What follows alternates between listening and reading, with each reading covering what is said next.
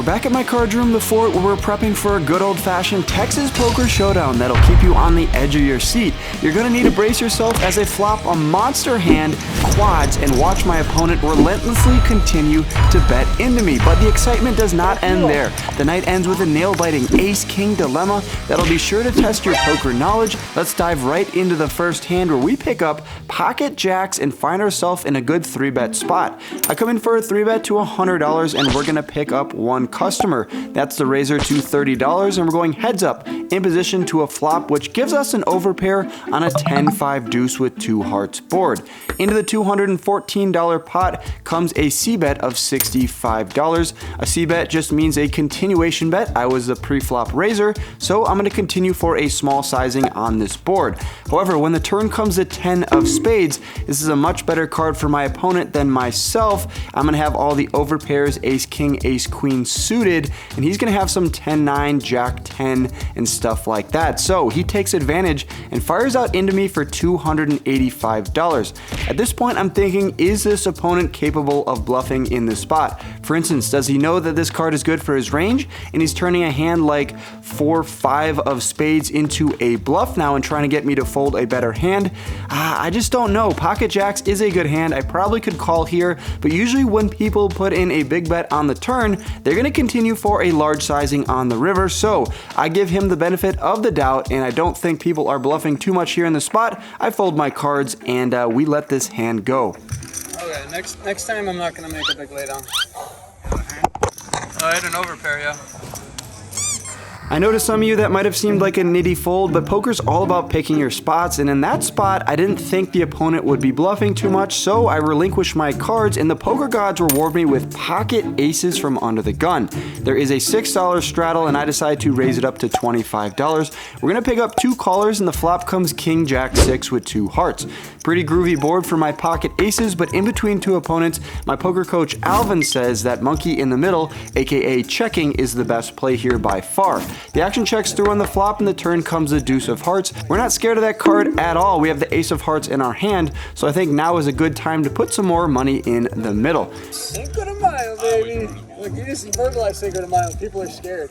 After firing out for $55, my patented Cinco de Mayo bet, the big blind puts in the call. He wants to join the fiesta, and the river card comes the 5 of spades. He checks it over to me once again, and I think going for a large sizing is the move. I want to target a hand like king queen or queen jack, and I could have a lot of busted ace high flush draws, for instance ace 10 with the ace of hearts or ace queen with the ace of hearts. So if I was to bluff, I'd probably go large. I have an overpair, and I beat a lot of great hands, so $155 is the price of poker. 100 Cinco de Mayo. The opponent doesn't love it, but after a little bit of thought, decides that he wants to put money in the middle, thinks I could be bluffing here. He puts in the call and shows the king of spades. That's no good, sir. This $496 pot coming over my way. And you can see how after picking our spot and avoiding disaster in that first hand, we immediately get rewarded and take down a nice size pot. Remember, we were in for $2,000 in this 1-3 game. It's a 75% match the stack, so I was immediately able to come in for a lot of money. I now have $2,100 in my stack from the button straddle. There is a raise and a call. I decide to call with pocket 9s from the button. We see a flop that you can say is pretty favorable for my hand. 10, 9, 9, bang, we flop quads. How often do you flop quads? Well, you can expect to get them once every 13,332 hands. So I'm definitely trying to make the most amount of money possible, because it's probably going to be another 10 years before this happens to me. Andrew decides to fire out for $30 into me, which I definitely love. It's nice to see that he's not slowing down on this board, because I think a lot of his ace king, ace queen would definitely start with a check. So when he bets here, I'm definitely putting in the call. I'm not going to raise and get him to fold, and the turn comes the 3 of diamonds. Hopefully he continues to bet, and yes he does. He Cinco de Mayo's it for $55. Where did these college kids get the money, man? When I was in college, I was playing like 25 cent, 50 cent. Did you even say Cinco de Mayo? What a disgrace. There's no way you win this by not saying Cinco de Mayo. I once again just put in the call. I'm hoping he picked up a flush draw like ace queen of diamonds. And the river card does in fact bring in that 3rd diamond. It comes the deuce. Tranquilo, tranquilo. Tranquilo. There's 234 in the middle, and Andrew decides to lead out for 110. I love that he's continued to bet all 3 streets. I'm definitely coming in for a raise, but it's nice to know that he has a hand that might decide to call, considering he bet on the river and not checked when the flush came in. Hopefully he has a flush. I decide to jam for his entire stack, $485 effective.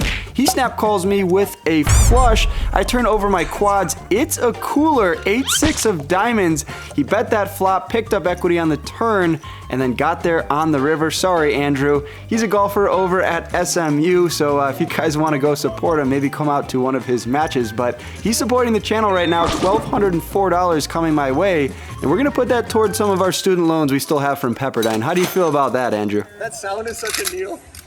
Alright, I haven't had enough time to organize all the chips that Andrew generously donated over to myself. There's a raise to 25 and a call. I decide to call with ace-10 of diamonds. I'm trying to see 2 diamonds or more on the flop and cooler an opponent once again. Going 3 ways to flop, which comes 9-7 deuce. Not exactly what the doctor ordered, but when the action checks through and the turn comes the 3 of diamonds, I think about going for a bet now and trying to get some better hands to fold. We might be able to get pocket 4s, pocket 5s, pocket 8s to fold, but I decided to check behind, and the river card now comes the 7 of diamonds. Seems like a pretty boring hand. You're probably wondering, Wolfgang, why did you include this in the vlog? Well, it gets kind of interesting here when the low jack fires out for $85, which is nearly the size of the pot. Actually, it's an overbet by $6, and the alarm bells are ringing in my head. There's so many hands that I beat here. For instance, 8-10, suited and unsuited, king queen, jack 10 that had a gutter on the flop.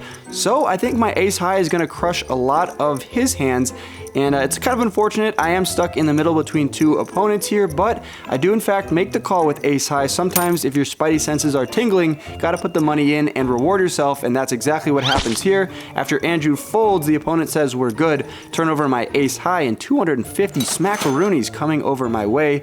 I'm on fire. Let's go. I have some massive news. We're doing a meetup game July 27th in Northern California at Grayton Casino around the Sonoma area. Shout out to Brad Owen. He connected me with his home casino, Grayton Casino, July 27th. We're doing a meetup game there. He's done a few before in the past. I thought I wanted to do one for myself. My birthday's on the 25th. I'm going to be up there already celebrating. I wanted to include you guys on the vlog. So if you're anywhere in the vicinity, please come out July 27th. Come make the vlog. We'll have a few drinks. It will be a blast. Alright, a much better hand now. Ace King offsuit, there's a raise to $15 in front of me. I come in for a 3-bet to 50, and everybody and their mother puts in the call. We're going 4 ways to the flop, or Texas heads up as I like to call it, and the board comes pretty great for us. Ace, ace, 5, bang! We flop 3 of a kind. Now there's many ways to play this flop when the action checks over to me. I think going for a check raise has a lot of merit. Also betting here and trying to get value from worse aces for 3 streets is definitely a great play as well. I decided to start with a check. I'd like to go for a check raise here. Hopefully someone with a worse ace would put money in the middle, and also some diamond draws probably could fire as well. Unfortunately though, when I check, the action checks through, but no fear, the king of clubs is here on the turn. We now have a boat. Now that I have this board completely locked up, I want to go for a small sizing, targeting any of those flushes. Maybe a hand like king queen can now call a bet of $55. I'm pretty much just trying to milk the entire table for what they're worth. We are in Texas after all. There's a lot of cows out here. Milking seems like the appropriate play, but no one has anything. They all fold their cards. I turn over the king of hearts, letting them know I made a pair on the turn. Well, actually a boat. They don't need to know that unless they watch this vlog, and 274 headed over my way. Let's go. If you guys like multi-way pots and tons of action, definitely come out to the fort. Another example of it coming up here. There's a straddle to 10. I raised to 30. We're going to pick up 3 callers, and then the straddler calls as well. We are going 5 ways to the flop this time. It just keeps getting better and better. Unfortunately, though, the flop comes 9-5-4, and the action checks through. The turn is pretty great, though. It comes the ace of diamonds. Way better for my range than anybody else. However, people could still have pocket 9s, pocket 5s, 5-4 suited. So when the opponent to my right fires out for $100, I'm definitely loving the spot, but I have to be cautious if he goes large on the river, because he still could have a lot of combinations of hands that have me crushed. Still, I'm not folding ace 10 on the ace of diamonds turns. I put in the call. We are going heads up to the river, which now comes the king of clubs. I'm really hoping my opponent slows down and checks. That way I can get to a showdown and turn over my pair of aces and hopefully take the pot down. But there's 350 in the middle, and the opponent fires out for $300, nearly a pot-sized bet. Now, a few things are going through my head. This is the same opponent who went for that over bet on the river when we were 3-ways and I called him with ace high and was good. However, there's a big difference here. In this hand, we are 5-ways when he fired out for $100, and now he's continuing on the river, so much more likely he has a strong hand in the spot. He easily could have a hand like ace queen, ace king. He could have a set or 2 pair. So I think my ace 10 is only a bluff catcher here, and now I have to think about what hands do I beat. I can't think of many. Only the busted diamond draws are coming to the top of my head. Seems pretty ambitious though from his point of view, so I end up relinquishing my hand, folding it. I'm gonna make a big fold here. Next time I'm not gonna make a big lay down.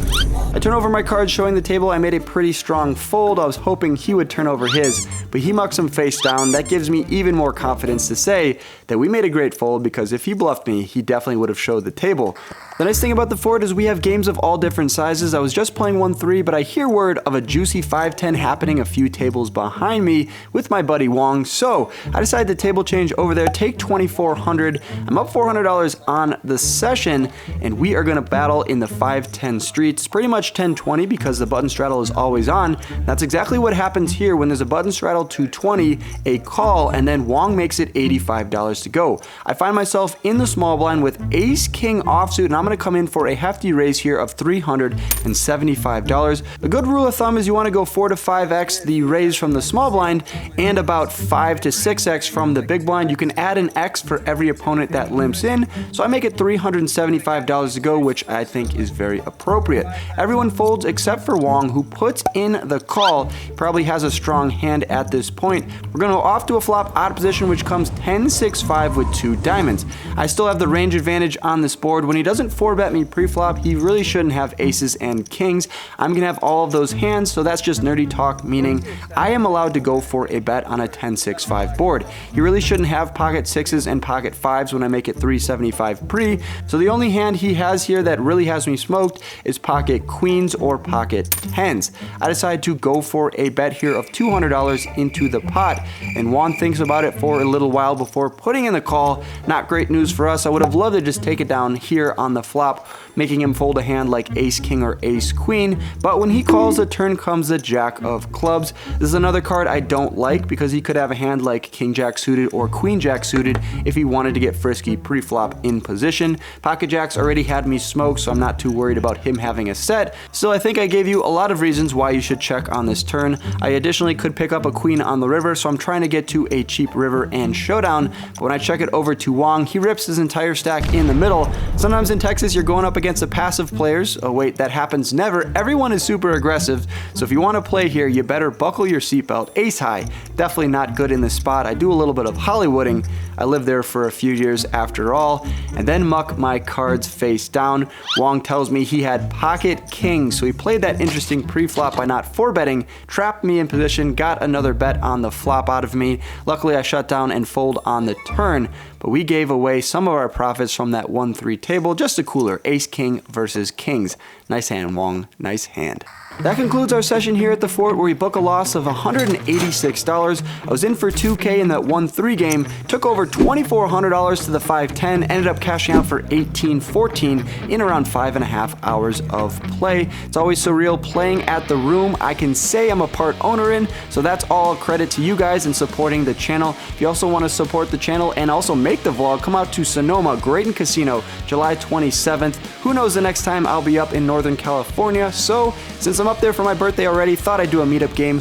Look forward to seeing you guys there. If you guys want to see more crazy hands from my poker room, the fort, be sure to click on the videos on your screen right now for more insane low stakes Texas action. I'll catch you guys in the next vlog. As always, good luck on the felt.